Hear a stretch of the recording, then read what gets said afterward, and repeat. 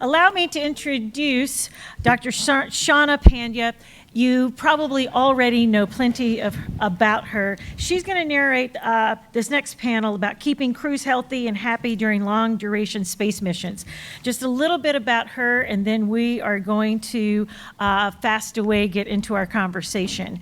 Dr. Shawna Pandya is a Canadian physician, scientist, astronaut, candidate program graduate with the International Institute for Astronautical Sciences. She's an aquanaut, speaker, martial artist, advanced diver, skydiver, pilot in training, VP of Immersive Medicine with Lexonic Technologies, Associate Fellow of the Aerospace Medicine Association, and Fellow of the Explorers Club. She does not sleep. And this might be my favorite fact about Shawna. She holds records and certifications in skydiving, advanced open water, dry suit, nitrox rescue diving, is working towards her private pilot's license. She's fluent in 5 languages. She also sings, plays the piano, holds a black belt in Taekwondo, and has trained in Thai fight camps in Thailand, entering and winning her first amateur fight in 2017. So not only smart, but mighty. So welcome everybody to this wonderful panel. Give them a big round. Woo!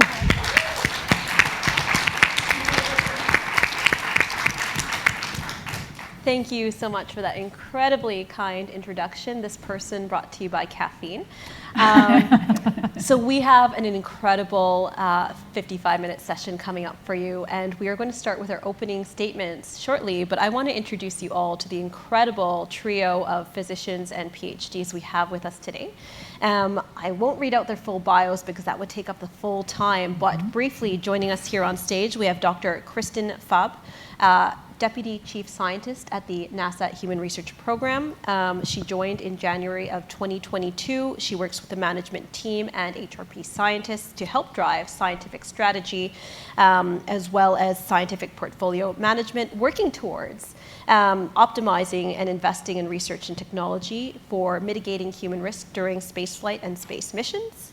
To Dr. Fubb's left, we have the incredible Dr. Sheena Gifford, coming to us fresh off completing her board exams yesterday. She flew in just for this, so thank you for doing that. She is part of the MedOps team with Astro Access. She is a preventative occupational aerospace medicine physician.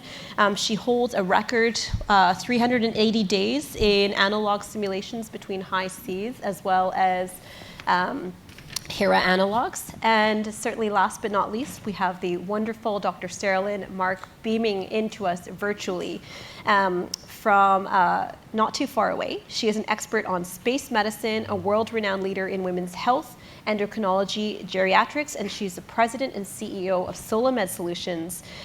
She has served as a medical and scientific policy advisor to the White House, NASA, HHS, Gates Strategic Investment, XPRIZE, and more.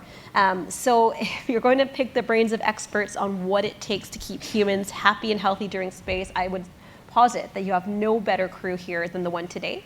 And with that, let's kick it off for opening statements. Your opening question is, what does it take to keep humans happy and healthy on long-duration spaceflight and en route to Mars? Dr. Fubb? Yeah, thank you for this. So we think about human health a lot, and I'm so happy that we're having this panel today because we've had some really fantastic presentations about propulsion and habitat, and thinking of how we're going to get to Mars. And I know that this panel is going to kind of zoom in now to the human and what is the human experience going to be like for space flight as we go from the moon to Mars exploration missions. So what I have here, just this nice overview, is that it's already been said that we've been doing science in space. We've been living in space for over 20 years now through the International Space Station, which is a great analog for things like microgravity, small and enclosed environments, although the International Space Station isn't as small as one would think. So we have some really interesting analogs like that already. We also have terrestrial analogs, which I think are going to be highlighted soon. And what now we're thinking about is how we start thinking about the moon, the lunar missions for analogs, and how we look at our hazards. How does that change the human body so we can start preparing for our missions to Mars? And so that's going to take a lot of partnerships. It's going to take a lot of partnerships throughout NASA. It's going to take a lot of partnerships with our international colleagues and peers, commercial space partnerships, also other government agencies like NIH and Department of Defense, as well as public-private partnerships, getting the best and the brightest from both industry and academia. And really what I'd like to see as a personal long-term goal for how we're going to thrive, not just survive, but thrive in space and on our way to Mars, is that individualized, personalized risk assessment. How am I going to handle space flight versus some of my colleagues here handling space flight? And then can we understand not only that risk assessment to ourselves, but then also have like our own little countermeasure kit, our little risk assessment, risk countermeasure, risk mitigation kit that we can take with us to Mars. So if I can just go to the next slide here. So then the things that we think about in terms of health and happiness can be summed up in this acronym. So just in case you don't know, NASA loves acronyms and abbreviations, and I've been a part of NASA now for a whopping 4 months. So I'm still learning a lot of acronyms myself, but this is an easy one for me to remember. This is thinking about hazards. I also like to think of how I would handle this. And so if I'm sitting there on a rocket and I'm on my way to Mars, what are the things I'm going to be worried about? What are the things that I want to have to keep me happy? Apologies. We're getting a good signal, and I want to make sure that we're hearing you. You're good with that. Okay. Can you guys hear me better? Yes. I did not know. I was trying to stay soft so I wasn't blasting people out. It was very soothing. Okay. Yes. Was it NPR voice? Yeah, I would listen to it at night. To go to sleep. That's not good. I gotta liven us up. Okay, so anyway, we have this acronym here called RIDGE. And so these are the hazards that we think about for space flight.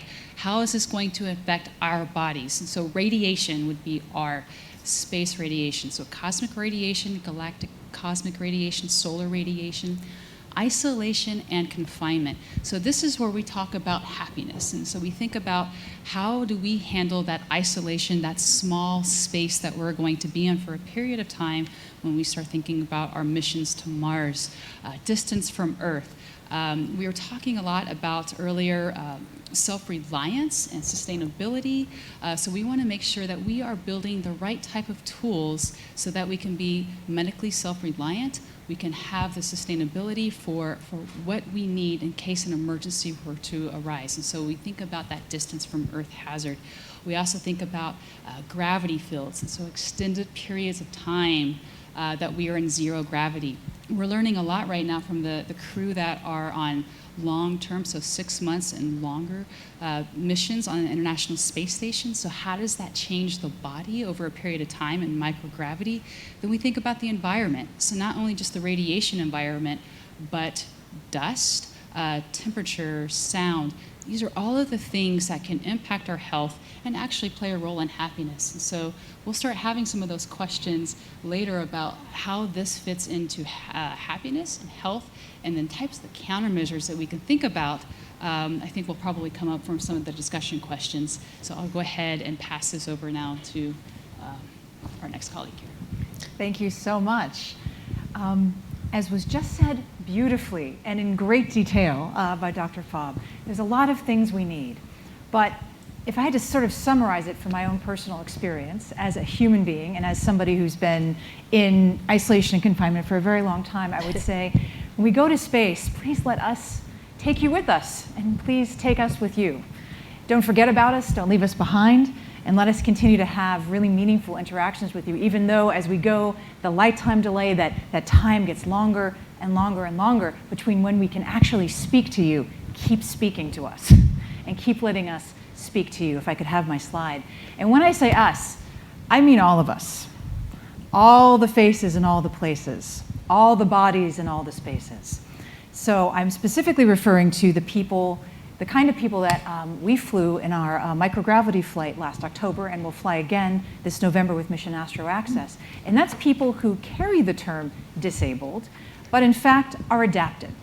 they're beautifully adapted to this environment that we have on Earth. They've done things that none of us can even conceive of to do just to live, just to get around, just to go to work, to transit from home to the grocery store. They encounter all sorts of environmental difficulties, hazards, because they propel with wheelchairs or prosthetics. And then suddenly you take away or alter the gravity field. No legs, no problem. The major problem, or if you wanted to call it a problem, or the major reason why a lot of my patients have to adapt to Earth is because of the gravity. The gravity and how we chose to build our environment here on Earth. So in space, we can make different choices, better choices to make the built environment already adapted and comfortable and accommodating to all peoples of all types.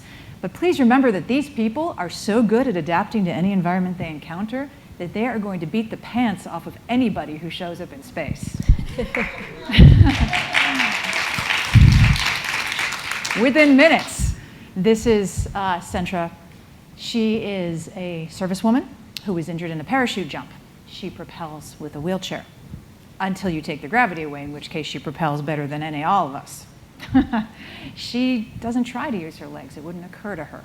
All the people in that picture, it wouldn't occur to them to do a lot of the things that we suddenly flail and fight to do when all of a sudden you take the gravity away. So let's please remember to take everybody to space, and that everybody has a gift to give to that experience, and everyone has something to take away. Space needs you. It needs all of us. Not a single person goes there without 1,000, 10,000 behind. Technically, every one of us sends people to space, and every person who goes went because you sent them. So please remember that. If I could have the next slide. And please remember that no matter who you are and what you're about, whether you can take your leg off as soon as the gravity kicks off because you don't need that anymore, or you walk with a walker or a cane, that's okay. Space still needs you. Next slide, please. And in our next upcoming mission, the gentleman you see there has never fully stood up unassisted in his entire life. He has a very unusual disease that causes his joints to contract up. Of course, the second you take gravity away, he just extends out. No problem. And that was true for a lot of the people on that flight. The next flight is coming in November. So if you know somebody who is adapted, visually, auditorily, or with motion, please encourage them to come, because we need what these people have to give. We need what everyone has to give. But what people who are already adapted to the Earth environment have to give to adapting to the space environment and functioning, because this is a job. It's an occupation. You go up there to do a job. And in the occupational environment, you have to adapt and do really good at your job. And these people are very, very good at adapting. So please encourage people to apply to Mission Astro Access, and please remember that no matter where you are in your functional trajectory of your life, space still needs you. And please send lots of coffee. Yes, here. All the coffee. No coffee, no space. That's, yes, coffee for all, space for all. That's something I can get behind. That's right. Coffee for everyone. So 100% of doctors surveyed agree. That's right. And with that, I would like to go over to the virtual world to Dr. Saralyn Mark to deliver her opening statement on what does it take to keep humans happy and healthy on long-duration spaceflight. Thank you so much. I want to thank Explore Mars for the opportunity to be with you and to make this conference accessible and available to everyone around this planet. I tend to see the world through a sex-gendered lens, and I do it through the prism of space. For the past 2 years, I've been serving as the American Medical Association COVID-19 lead. So I'm going to try for just a few minutes to intersect those two vantage points to show how space actually helps our lives on Earth as we've been going through this pandemic. And as we've been going through this pandemic, lessons learned are going to improve our lives, our health, our being, and our happiness in long-duration exploration class missions. As you can see, we've been going through this journey on this planet for about 2 years. We've had long-duration missions for a bit over a year. And now, as we're going into years 2, 3, and beyond, I think they're important lessons. For just a few minutes, I want to talk about the importance of scheduling. I want to talk about the importance of telemedicine, dynamic risk assessment, data analysis, as well as we've heard precision innovation and also social connectivity. And I'll just very briefly touch on it. I know through our Q&A we'll have that ground ready. In regard to scheduling, we heard the importance of how we need to be physically active, how important exercise is. We certainly have seen it on this planet to maintain fitness, especially during the pandemic. But we know it plays a really critical role in regard to musculoskeletal health and space. Hours are dedicated to it. But I also want to say, to maintain that sense of happiness, we need to look at it as also a form of relaxation, to improve our endorphins, to increase our ability to find joy. We talked about gardening yesterday, so whatever form of physical activity, it's essential to take what you find important with you as you journey. It's also important to think about meals. We're going to hear some sections this afternoon about that. But our sense, as we just heard about coffee, taste, smell, we've seen what's happened on this planet with this pandemic. I recently met up with a colleague who lost her sense of smell and taste for over a year. And she told me it's phenomenal. She doesn't go for seconds, but think about it. If you weren't able to taste that wonderful cup of coffee or that beautiful piece of chocolate, we know as the body adapts in space that we may lose some of that sense of smell. So we need to be adaptable to finding food and meals that really appeal to everyone, since we will also have a multicultural community. I want to talk about relative risk. We heard a little bit about that today as well. As we see during this pandemic, we are always calculating our own individual risk. And as risks increase, supposedly our measures increase, but we adapt our behavior. We also have that in space too. And I just want to give you an example. When you're in space, our astronauts have very, very busy schedules down to the minute. But we also know that there is a need for flexibility. You may not have a perfect day. You may be exhausted. I recall a few years ago meeting up with one of our astronauts, and they were sharing with us that they were absolutely exhausted. They had been up all night with an ill child, and they were concerned about being assessed for a particular procedure the next day. And what was interesting is he said that he needed to have people understand his needs and concerns. So I hope as we look at long duration missions, we will use those adaptive devices that we talked about. We will use the assistance for robotics, and we'll be attuned to what we need so that we can have a safe mission as well. Let's just talk for a second about telehealth. I bet every one of you in this room and across the globe have experienced it. We were providing telemedicine, or you've been on the receiver end. NASA, in many ways, actually pioneered it. And we know the importance of privacy. We know the importance of being able to have your physical health checked. But I'm also going to say your emotional and spiritual health also have to be assessed. And they need to be done in the confines with somebody that you feel comfortable with. I also hope we'll have holograms and virtual streaming so that you can stay connected to whatever spiritual or religious community you have on this planet as well. Let's just for a moment talk about precision innovation. We heard early on how important it is, and also NASA's love for acronyms. They'll coined an acronym as well. It's called ROT, and it stands for Resources, Opportunities, and Tools. And if you don't have it, your life, your career will quote-unquote rot on the vine. So what does this mean? It means spacesuits. We saw the importance of those brilliant designs for going to Mars last night in regard to spacesuits. And they do need to fit everybody, no matter what your issue is, whether you are disabled, whatever size you are, and certainly by the impact of sex. You know, again, that body adapts in space. So these suits need to be modular, and they need to adapt to you, not adapting to the suits. Tools and hardware will be extremely important as well, even our training protocols. And then this leads us into the area of precision medicine. And we certainly see that here on Earth as we are looking at vaccine dosages, as we look at dosages of medications. And as the body adapts in space, the pharmacokinetics and dynamics change as well. Fluid distribution changes, fat amount, fat deposition changes, and all that will impact how well you do with your medications and how you metabolize. And so this is extremely important. I also just for a moment want to talk about data analysis. You know, every one of us here on this planet have just been inundated with data every single day. And we know when you have that, you either accept it or you turn off, or you can be overwhelmed. So I think we have to look at how do we manage data? How do we get data in a way that allows us to react to it and not be overwhelmed by it? It's also important to have data disaggregation, so we look at the impacts of human factors such as sex, gender, race, age, so that we can begin to move towards that realm of precision innovation. And then finally, social connectivity. I miss working with all of you so much. And I know all of us over the past year have had a similar feeling. Social connectivity is going to be extremely important, but we also have to understand that everybody doesn't see the world the same way.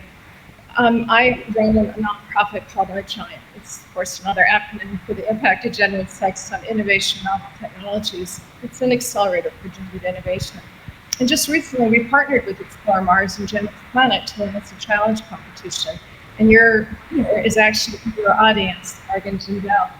And he has developed a wonderful protocol for the use of VR, so that people can walk in someone else's boots. And I think what we are learning is it's important, even before you begin that mission, that you begin to see the world through someone else's eyes, so that you can all work together. Because happiness is not dependent on one, happiness is dependent on everyone.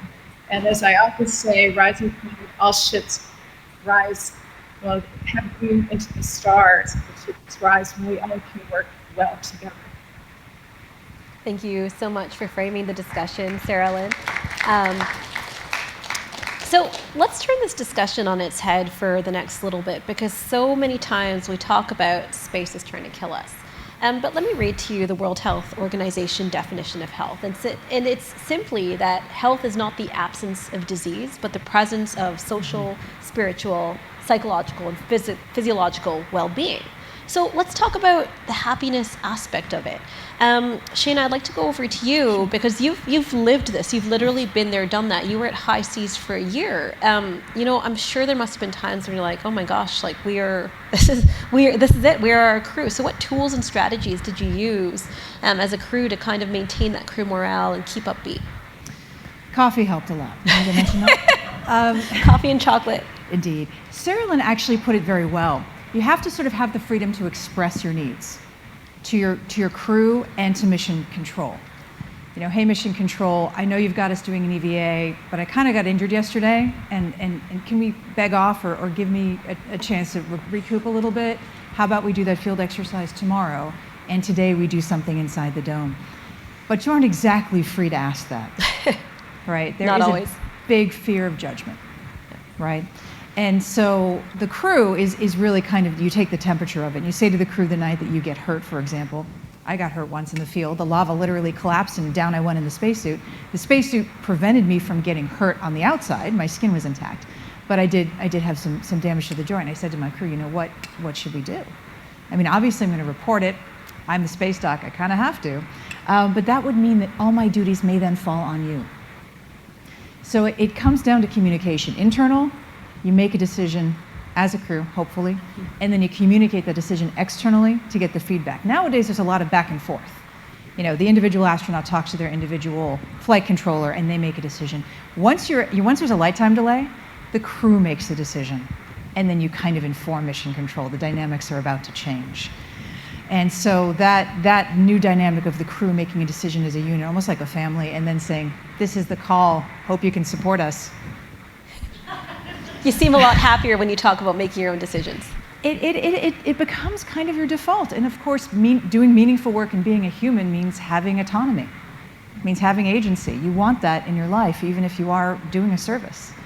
And part of it is the adaptability, because as you come back to Earth, suddenly mission control is there again, and suddenly you have to learn to give up control. Were there any specific tools that you used in that context to learn to adapt? To learn to adapt, or adapt to coming back and having mission control all up in our business? The last one. The second one? Yes.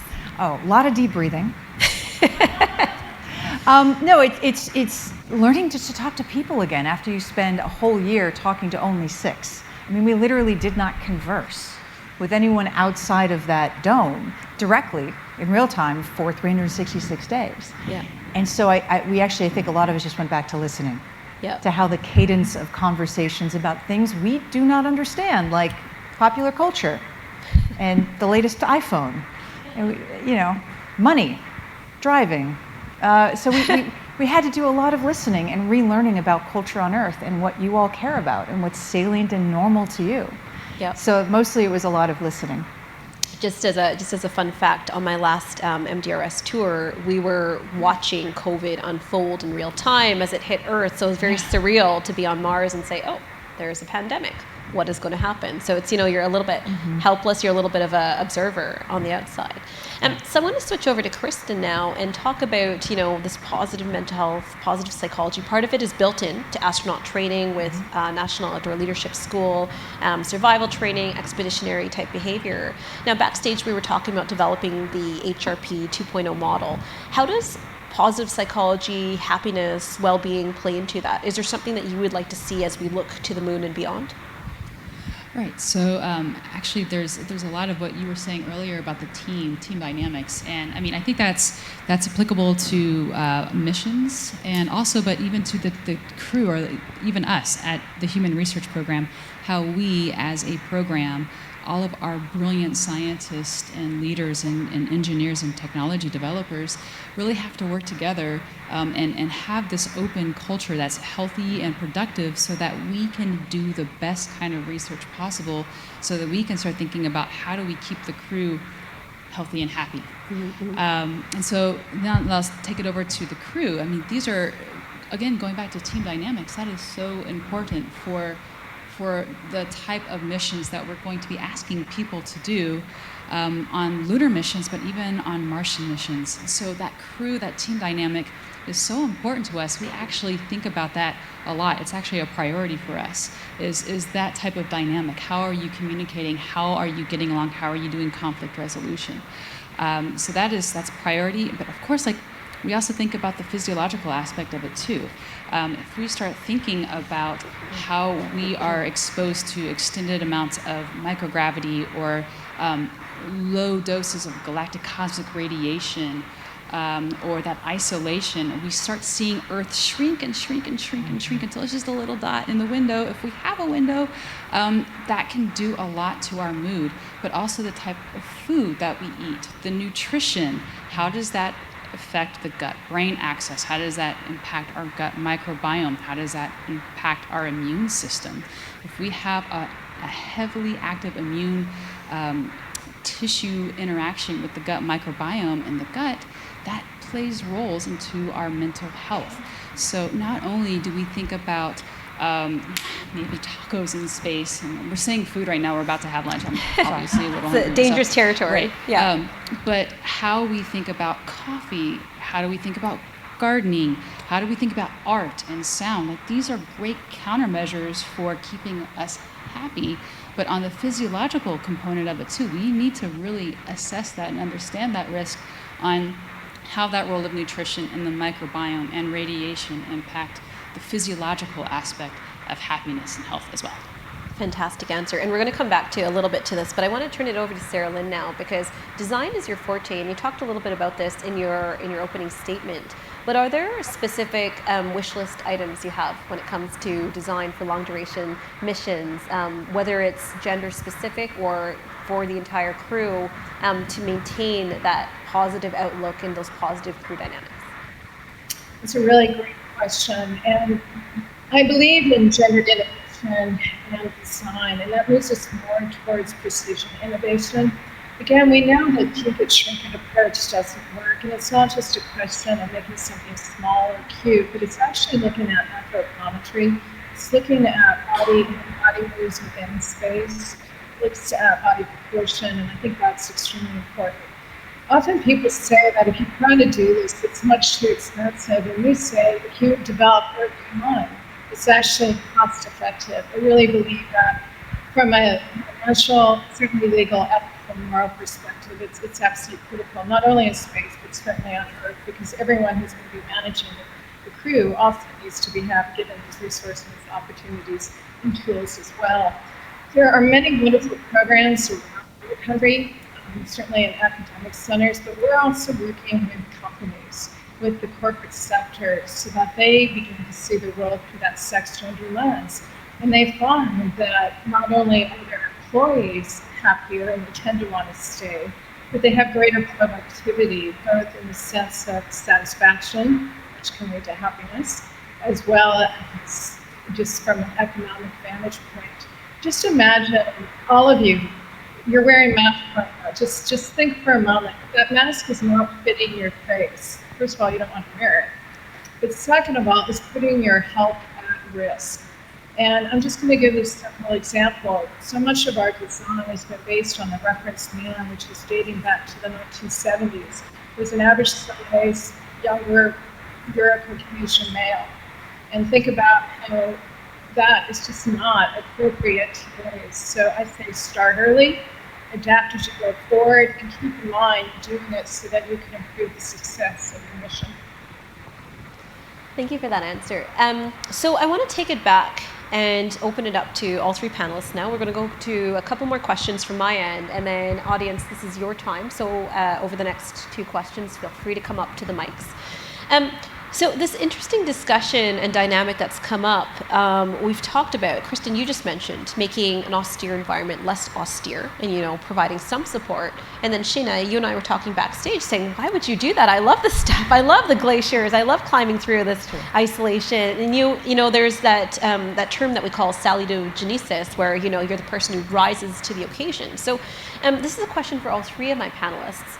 Where's the balance? Are we going to pick crews that tend to be more adaptive to this austere environment? Are we going to try to bring in, a space Starbucks, a Mars Bucks, if you will?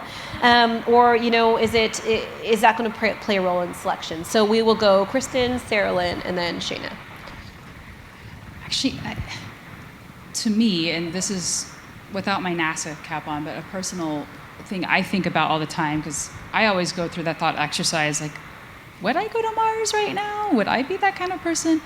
I think what's going to be the most important type of personality that we are looking for is going to be like some resilience.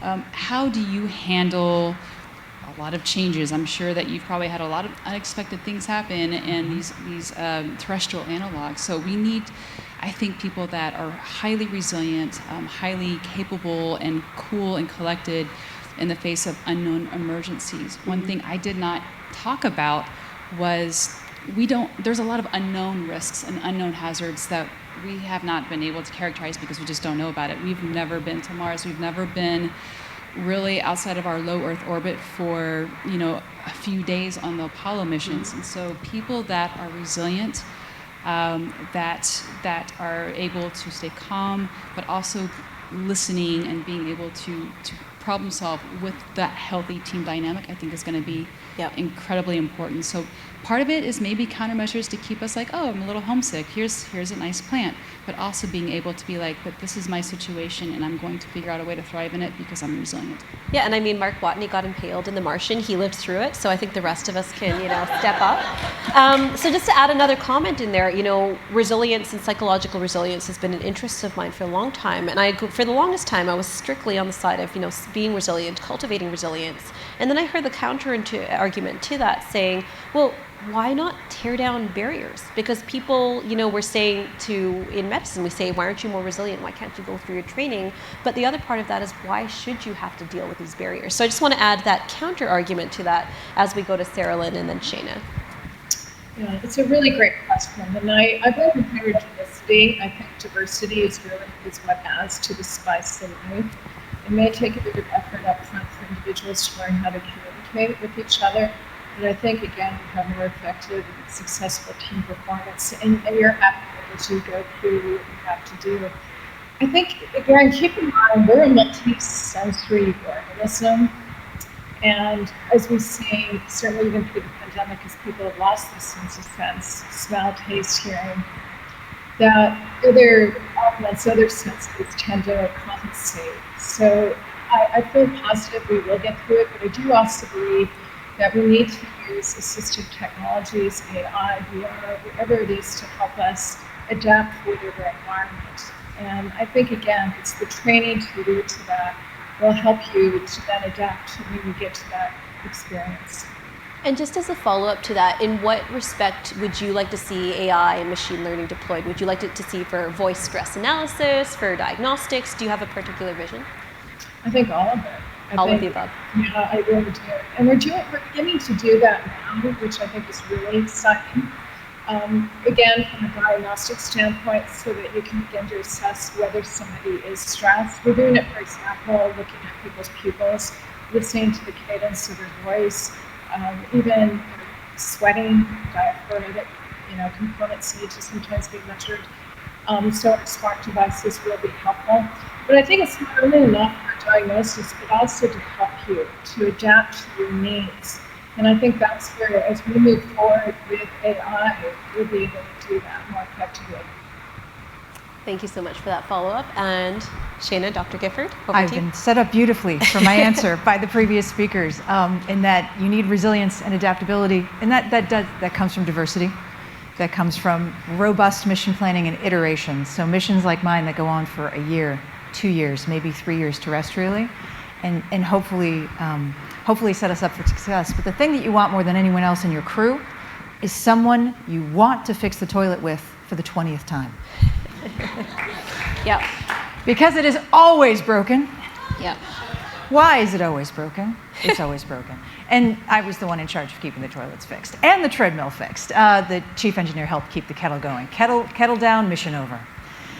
And these are the people you live with. They're like your flatmates that you don't get to quit.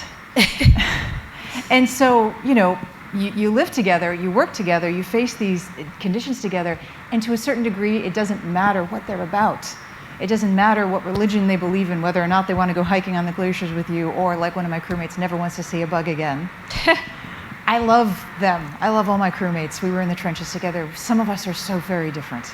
But I almost ended up standing up in one of their weddings because their bridesmaid got a kidney stone, and she's like, "You may have to stand up." I'm like, "Just tell me what to do." We are terribly different people, but we're people, and we needed each other. And so you want the people you don't mind living that crazy life with. That's your crew, and that cohesion, that flexibility, and that resilience leads to mission success. All things being equal. Yes, you need the AI and the machine learning. You need the monitoring, though. In fairness, being monitoring doesn't make you feel good. Being monitored you don't like it. So the question is, how close are you being monitored? To what end? How much data is coming at you all the time? It can be overwhelming. So you want meaningful work. You don't want to work under the eye of Big Brother. You want to work with people you like, but more than importantly, people you respect and people that you want to run this mission with come heck or high water. So what I've gotten from that is some very cogent points about crew cohesion, and also we should build a second toilet into the backup plan. That will for also be Artemis. broken. Okay. You do not have high hopes for the toilet. It's going to be broken. And the challenge of all of this is, you can't just go out and take a walk to cool off. If you get into bad crew dynamics on Mars. I mean, you can do anything once. It just probably won't end it well for you. So let's talk about this. You're midway to Mars. Someone stole the last grain of coffee. That's happened on Analogs, happened on mine. Yeah. You're in a bad situation. Tensions are running at a high. What tools, what conflict resolution elements should we be using? We will start with Kristin, and then Sheyna, then Sarah. Man, you're basically, how are you going to avoid a meltdown? Exactly. No more coffee. It's interesting that you were talking about some of the tools. We were talking about technologies to kind of help monitor. I think there was even, I remember going to a conference where they were saying like somehow these technologies could monitor your mood, and when you start really getting angry, the lighting turns red, and it's like a cue, like, oh, I think I'm going red. It's Kristin mad, Kristin like smash. almost like a video game. I'm like, my life bar is going red. This is not good. So the countermeasures to that, I think, are still things that we're actively looking at. Is, are there areas that you can't exactly go into outside for a walk, but are there like kind of timeout zones? Again, thinking of using technologies, whether it's music or sound, and everybody's different, right? So going back to the personalized, what do you understand about yourself that's going to calm you down? Is it meditation? Is it prayer? Is it listening to your best type of symphony? Is it hearing your child's laughter? Having that a part of your personalized countermeasure kit of what is the best response for you when you are highly tense, And maybe there is a technology, and maybe it's not like everybody's monitoring you, but maybe you have your personalized monitoring system, so it's private, that your bar is going into red, and then you remove yourself, take yourself out, and then go into whatever that personalized cool down mode is that you have built for yourself. I think it's going to need to be a lot of introspection, like what is going to be the best for you. Yeah, that's very, very key. Not just knowing your crew, but knowing yourself as well. Sheyna, go ahead. Yeah, fully agree. The capacity of an adult to put themselves in timeout is highly underrated. And underseen as well. And space timeouts are a real thing. Putting on your spacesuit, going EVA, and going to cool off in a lava tube, great thing. It's a great thing when you have the resources to do that. But even when you don't, just being able to say, you know what, I'm going to take a minute. And going into your crew quarters, assuming you have private quarters, we did. They were very small, but we had them. And just shut the door, take a moment. But what is your happy place on Earth? You may not have access to that happy place in space physically, but you may virtually. This is work that some people are doing. Shawna does a little bit of that work. Jay Bucky sent us up with an AR rig that sent us to relaxing places like Blowhole Beach, Australia, and the cliff sides of Ireland. And there was even a CGI fly-through of Iceland. And after we sat there for a while, we were like, that's great, Jay. Do you have any fighter jets? How about attack helicopters? Do you have an Apache? Can we fly an Apache? Because we are high-performing, astronaut types, and we want to go on those adventures. So having that happy place be accessible by some mode would be great and is recommended. But also feeling seen, I think, even in your vulnerability. Like the day I woke up and learned that my grandmother passed away, it was my job to go set up the VR rig. We were running that study for Jay that day. So I went down, I set up the rig, and to test it, I turned on something he'd sent us, a brand new protocol I hadn't seen before, and it was a protocol of walking around Boston, Massachusetts on a random day. Looked like late spring, early summer. And because it's Boston full of nerds, people kept approaching the VR rig and talking to it and saying, I think they were saying something to the effect of, I have a much nicer one at home. This is an old model. But they kept talking to the rig, and I was like, you can't see me, but I feel seen. I feel like I've gone home. This is really strange. And so I actually asked Jay afterwards, I'm like, Jay, I can tell you the hometowns of everyone on this mission. Do you have any VR from those towns? And to be able to just go home for a minute. I think that would be really, that would be a form of cellulogenisis for some people. Absolutely. And it's, when you go through the thought experiment of what it's like to be on Mars, you can't pet your dog, you can't go to Starbucks, you can't feel the grass under your feet. And, using immersive technologies to replicate, a virtual cat as your morale cat on Mars, maybe that's a solution. Yeah, High Seas 1 had virtual pets, like little robotic pets. Apparently they did not like them.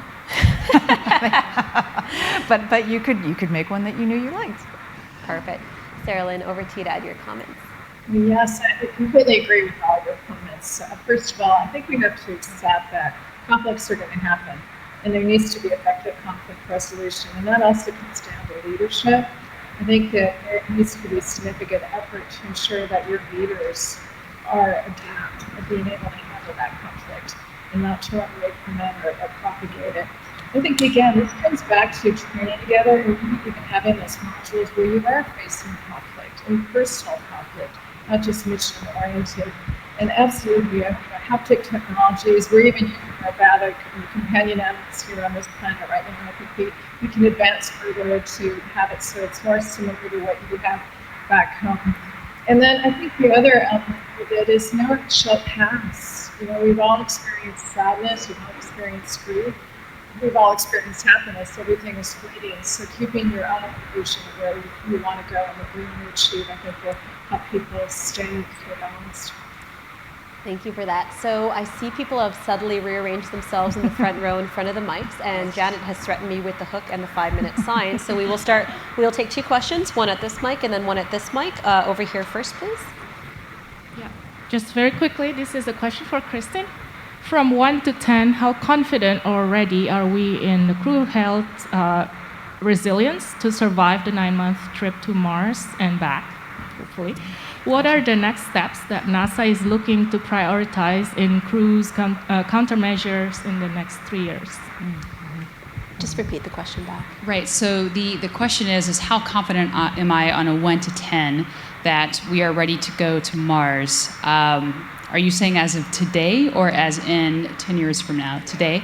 I think as a human species we could do it.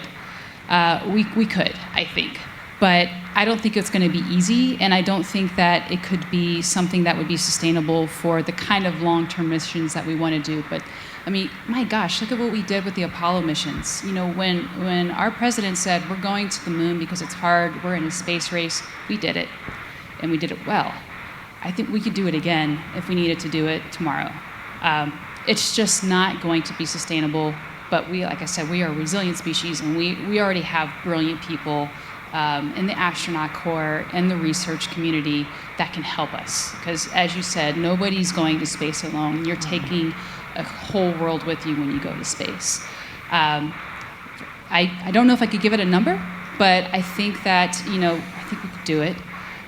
But the reason why HRP exists, the reason why we focus on human research is to make sure that we can do it healthily, safely. We think about the operations. We also think about long-term health. When you come back, how's the rest of your life going to be?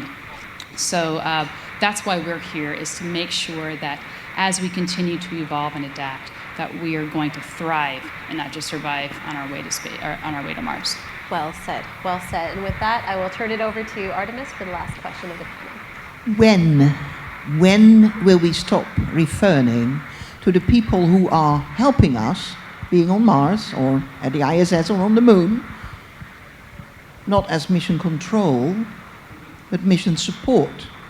Why am I saying this? Even if you're at NDRS and you're the mission director and you're the Capcom, and something happens, it is not helpful to tell the people that they have to do this and that. You're not mission control, because they're all going to, even well-trained astronauts might in a time say, I'm on Mars, come and get me. I'm going to do it the way we do. And if we want people to stay healthy mentally, then we have to trust them. We trained them, we tested them. Oh, and by the way, I think being able to laugh about yourself is even more important than resilience. Be able to see how silly we humans sometimes are ourselves, right? Yeah, right. Anyway, so when will we say, okay, we trust you, you have been trained, you have been selected, so we will help you as much as we can. If you have a problem, we will, 8 billion people will try to solve it, but we will not control you. Because if we try to control the people on Mars, it will go very wrong. I can guarantee you that from many years of MDRS and other. I think sometimes the temptation to say, what's that mission control? You're breaking up. Oh, I can't hear you. Oh, it's dead. Might be really strong. I'm going through a tunnel. Sunspot, solar flare. When we changed the name on the outside of the building to mission support, the building is called mission control. And space industry, like all of us, are highly susceptible to inertia. And it's one of the most powerful forces in the universe. And there is a grand history of the mission arising from the building called mission control, in which there are mission controllers, and in which flight controllers sit at the comms and control the flight. And it may take something as radical as a building name change or rebranding to just change the vernacular. But can I ask that we stop calling it a mission with crewmen first? Can I focus on just a crewed mission rather than a manned mission? Like, if I had to pick one word to change, it would be that word. Yeah. Crewed. If we can affect that change. In 2000, NASA said we're going to start using crewed because you may someday have a mission that's fully crewed and totally unmanned. Yeah. And in the last 20 years, papers continue to be published with manned mission. I'm looking around. I'm like, well, there were some gender-identifying males on that mission for sure, but that's not all. And so if I'm going to pick a word to change, I'd start with that word. But to get to your point, rebranding. It takes time. We can start anytime. Yeah, actually getting rid about this word manned is quite simple. The moment they let the man, the crew, the human, do something and they don't refer to you as crew, simply don't react. I mean, I don't react to the word dog, so why would I react to the word man? I see Saralyn is smiling and nodding, so I'll give it to you to close it out. I'll add some closing statements, and then we realize we're standing between you and lunch, a precarious position, so bear with us for 90 more seconds. Saralyn, closing thoughts. Yeah, it was a fantastic panel. Thank you again so much for letting me be part of it. And just, I want to reiterate, this is really for everyone. It's not just male, female, boy, girl, man, woman. It's for everyone. And I think what we realize we venture back to the moon and onto Mars, we're really going back to where we came from. We're all made of celestial dust. That's what unites us. And if we can get along in space, we certainly have opportunities to save our planet here. And these type of conferences will help guide us down that path. So thank you. Thank you very much. And just to build off what Sheyna has said, if we were to change one additional terminology, let's talk about settlements rather than colonies on Mars. So we've talked about a lot today, but I think it's suffice to summarize this as we have some work cut out for us. We're an ambitious species. We are pretty resilient and innovative. So let's go to Mars together. Thank you very much.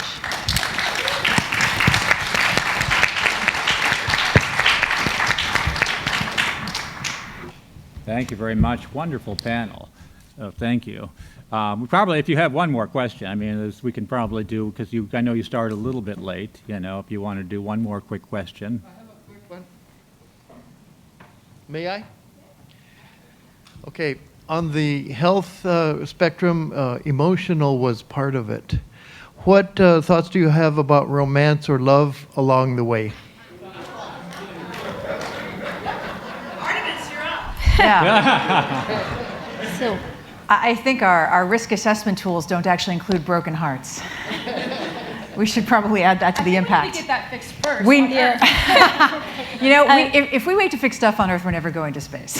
So let me leave you with one last. Actually, Kristen, I'll turn it over to you. No, please. I think you have a thought ready to go. Yeah, so I've written the book chapter on reproduction and sexuality and long duration spaceflight. And let's leave you. I don't want you to answer this question, but I'm going to give you a scenario to ponder over lunch. Okay, so imagine you have a crew of 6, and it's a mixed gender crew, and 2 of the crew members continuously disappear, and they're suspiciously flushed and disheveled every time they come back. And before long, the female starts throwing up, complaining of bloating, nausea. And before long, lo and behold, using the crew capsule pregnancy test, it's confirmed there's a pregnancy on Mars. And it turns out that this was a publicly funded NASA mission, and it turns out that not only did the taxpayers fund this, both of those crew had spouses back on Earth. So I don't want you to answer this, but I want you to think about what is the duty to continue with the pregnancy? What is the duty of the other crew members to take on the additional resources that come with a less, possibly towards the end of her pregnancy, capable crew member? What is the duty of NASA to inform the taxpayers? There's a lot to consider here. So it may have been a quick question, but the answer is not so quick. But that's more medical, not emotional.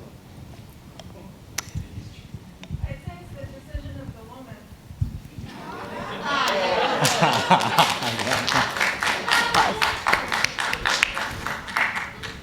I don't even know how to top these comments.